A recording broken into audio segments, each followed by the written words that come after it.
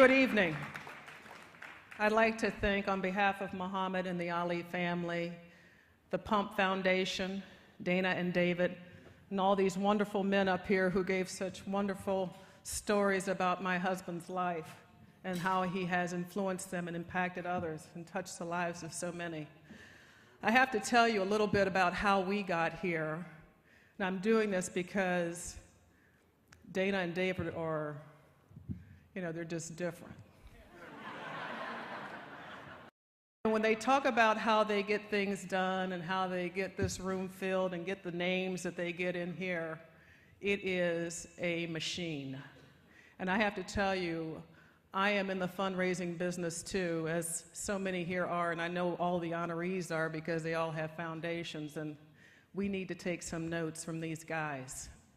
First of all, they got our baby daughter to call and ask, would her father come to this?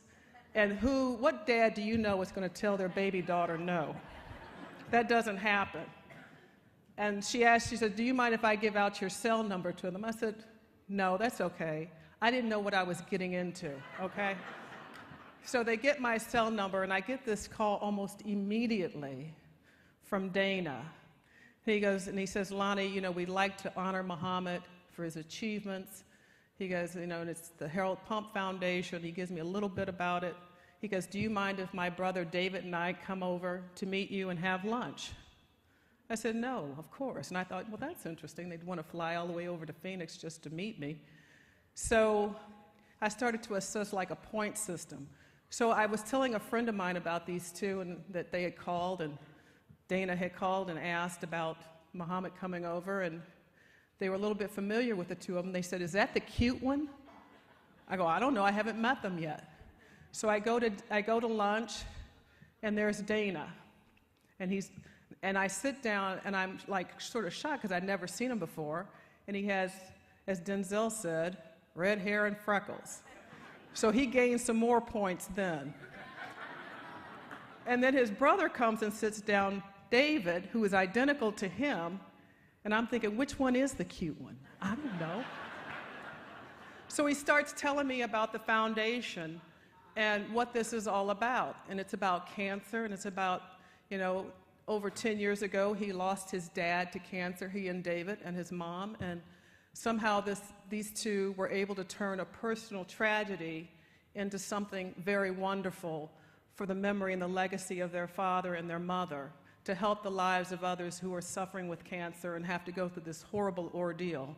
And if you live with someone who has a chronic illness, whether it be Parkinson's or anything else, cancer, then you know what that's all about. So that gave them some more points because they were really taking something that was really a negative and turned into a positive that would affect so many other people.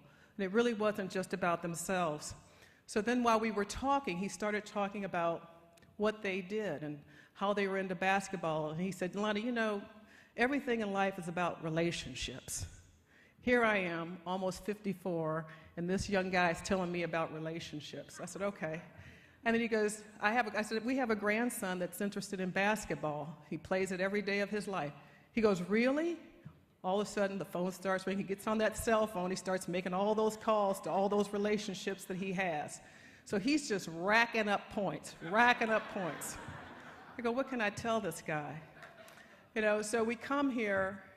He's got all these names, just like he said, and it's a wonderful event. And what does he do? He puts a basketball up there with this little thing on your table that you're going to fill that basketball. Now, who would leave here tonight without that basketball being filled? It's not going to happen.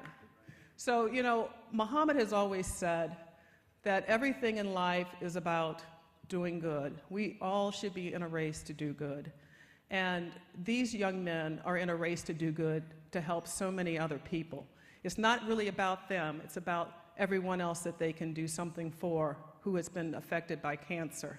And one day, I really hope, Dana and David, not in the not too distant future, that you two are up on a stage like this, being given the awards and the recognition that you both deserve.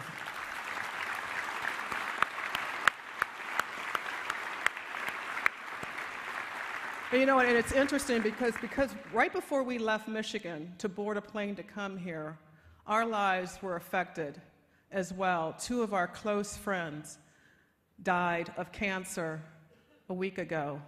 Their wakes were on the same day. Their funerals, which was today, and their funerals are tomorrow.